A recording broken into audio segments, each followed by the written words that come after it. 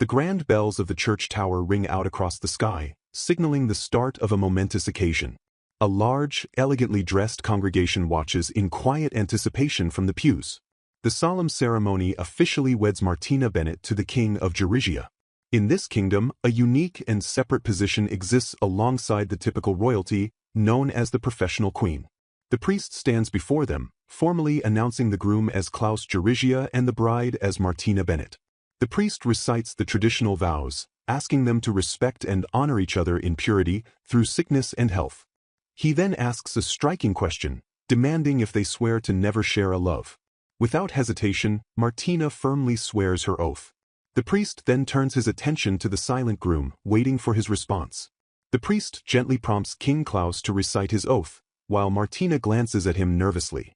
The king stands tall, possessing glossy blonde hair that holds the depth of amber. His striking features are highlighted by deep blue eyes that shimmer like lapis lazuli. Despite being a man of mesmerizing beauty adored by every woman in the land, King Klaus is infamous for his deep hatred of women. Whispers erupt among the guests as they wonder if the rumors of the king are true, or if there is an issue with the professional queen herself. The priest clears his throat nervously, quietly wondering if he should stop the awkward ceremony. Attempting to move past the tense silence, the priest announces the exchange of the rings of the oath. Martina internalizes her anxiety, wondering if proceeding like this is truly acceptable. Tradition dictates that it is custom for the king alone to bestow a ring upon his queen after the vows. A young attendant steps forward, offering an ornate black box containing the ceremonial ring to the king. Klaus glares down at the offering with a cold, unreadable expression. The young attendant holds the box up high, looking confused as the king hesitates. Martina watches nervously, wondering if he intends to refuse to give her the ring as well. Suddenly, Klaus reaches out his hand toward Martina. He grabs her arm tightly, causing her skin to start getting red. She winces internally, feeling that his grip is getting a bit too intense. Klaus's strong hand clasps her gloved arm firmly. Taken aback by his sudden movement, Martina lets out a confused gasp. Klaus leans in close, his sharp gaze fixed intently upon her. With his other hand, he swiftly plucks the ring from the velvet cushion. He forcefully slides the dark jewel ring onto her gloved finger. The grand church bells ring out once more, sealing the rocky union. The congregation erupts into polite applause, celebrating the completion of the ritual. With the ring placed, a professional queen is officially born to His Majesty King Klaus. Klaus glances over his shoulder at her, coldly asking if she is satisfied now. Martina stares back in stunned silence, simply uttering a confused question. Without waiting for an answer, the king turns his back and begins to walk away from the altar. Normally, the king and queen would link arms to exit, as it symbolizes their partnership in ruling the nation together. Instead, King Klaus strides down the aisle entirely alone, leaving his new bride behind. Watching him leave, Martina steadies herself, realizing she doesn't have time to be shaken. She accepts her reality, acknowledging that from this day forward, she serves this man. The story then shifts to the kingdom's history, whose origins date back over 100 years. Back then, Georgia suffered greatly from fierce succession battles among the various royal consorts. Shadows of poison and betrayal plagued the court, as deaths occurred one after another. The chaos bled into the government, where internal strife also broke out among officials seeking power. Eventually, other nations took advantage and invaded, putting the kingdom's very existence at stake. Amidst this ruin, the former king had to make a desperate choice. Unable to watch his kingdom fall, the former king tried to appoint the brilliant Sylvia as his consort, but she stated she did not need status or his favor. Instead of becoming a typical consort, Sylvia proposed a radical alternative. Shocking the king, she demanded the power to rule and protect the nation she beloved as her home. She commanded him to grant her the highest rank and authority to stand beside the king, promising to see them through the crisis if he did. True to her word, Queen Sylvia repelled the foreign armies with brilliant diplomacy, settling palace feuds and bringing much-needed stability to the land. Thus, Queen Sylvia was revered across the kingdom as the goddess of salvation, reigning as the ultimate symbol of national stability.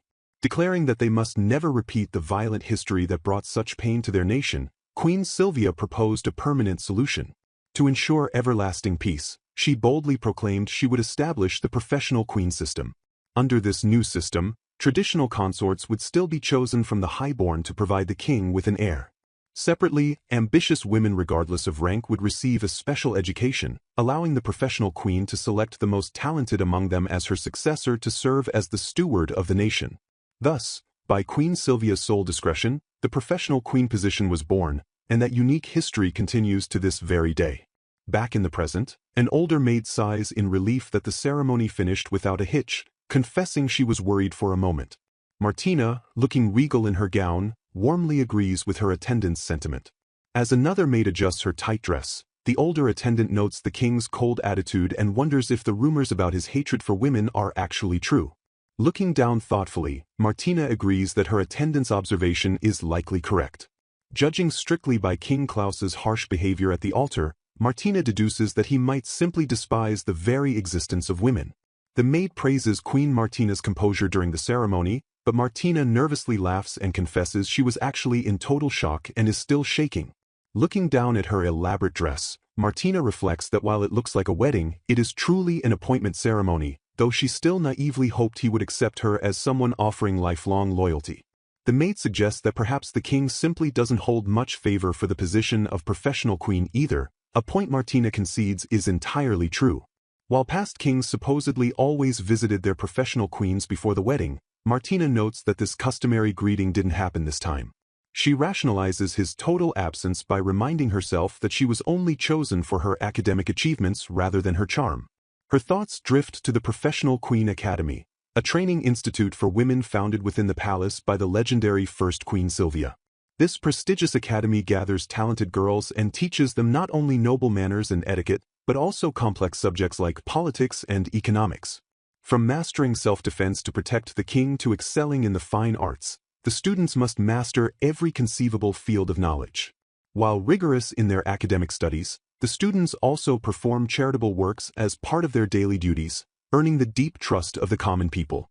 Upon graduation, many gain official positions or become direct vassals, but only one, whose timing matches the king's coronation, can actually become the professional queen.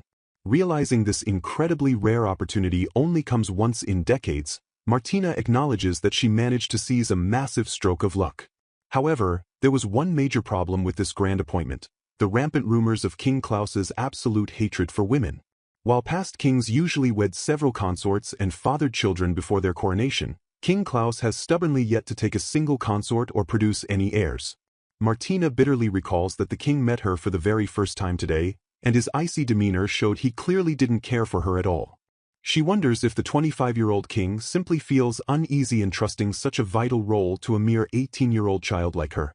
Lost in her anxious thoughts, an attendant's voice gently calls out to Queen Martina. The maid excitedly points out that since the ceremony is already over, there's absolutely no way the royals can replace her now. Martina agrees with a determined smile, resolving that even if the king doesn't acknowledge her, she will simply do her utmost as the professional queen to ensure he can rule peacefully. Gazing at the dark oath ring resting heavily on her gloved finger, she feels a sudden surge of conviction. She gently touches the small crown in her hair, confident that the teachings of the great Queen Sylvia will continuously guide her way.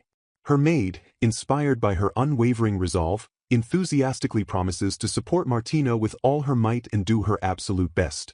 Martina offers a warm, genuine smile and softly thanks Mary for her loyal support. Urging the queen to get some rest since she must be exhausted, Mary offers to go and put the elaborate dress away. With the door clicking shut behind her maid, Martina is left standing entirely alone in her grand, quiet chamber.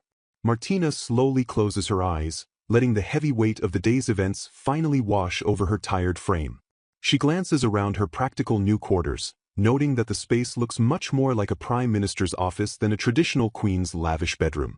Her eyes drift to a connecting door, fully aware that it leads directly into the king's bedroom next door.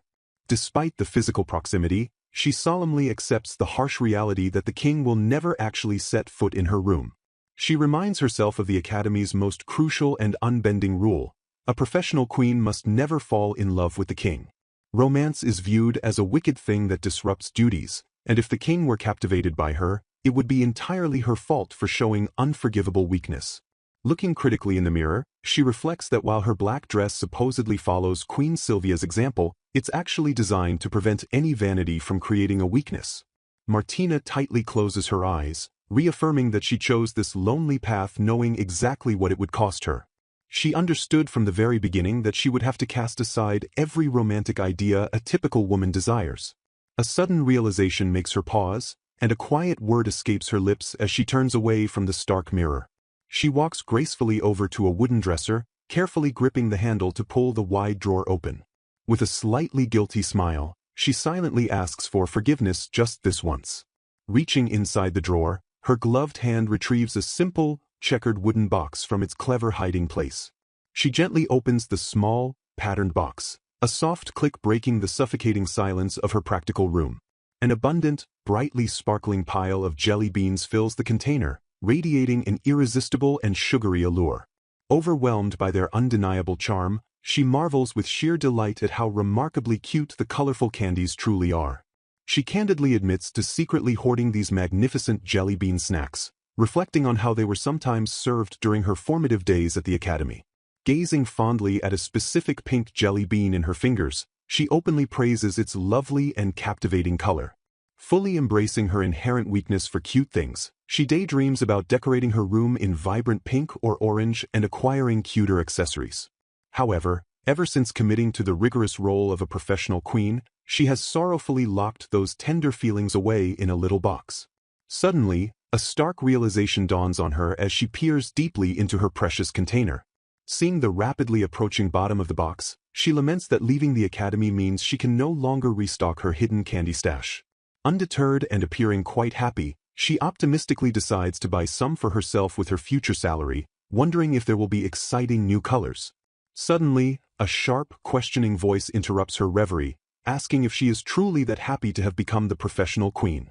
Startled by the sudden intrusion, she spins around to find King Klaus standing imposingly in the open doorway.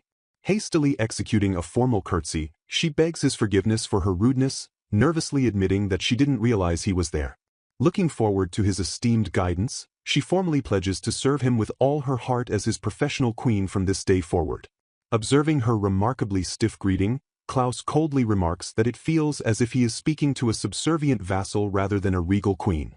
Without a moment of hesitation, she firmly declares that she is indeed his loyal vassal. Submitting entirely to his authority, she asks him to command her as he wishes, prepared to be his hands and feet for the ultimate sake of Georgia. Visibly frowning at the absurd notion of a vassal, Klaus bluntly states he has absolutely no intention of treating her like one. Shocked by his unexpected response, she immediately stammers out an apology for being presumptuous. Sighing in clear exasperation, Klaus heavily clarifies that this exact submissive behavior is what he actively dislikes. Changing the subject with intense focus, he demands to know if she is truly certain she can refrain from loving him for the rest of her life. Clenching her chest with unwavering determination, she boldly assures him she would never lose herself in a foolish love that disrupts her royal duties. Klaus simply clicks his tongue in sheer annoyance at her stubbornly resolute answer. He suddenly pulls her uncomfortably close, causing her to let out a startled gasp while she weakly tries to assure him of her professional stance. Caught entirely off guard by his aggressive proximity, she fearfully stammers his royal title in sheer confusion. Leaning in intimately close, Klaus fiercely reiterates his steadfast refusal to treat her in a standard manner. Panicking as he declares he won't treat her like the professional queens of the past, she desperately wonders what King Klaus's true, hidden intentions actually are.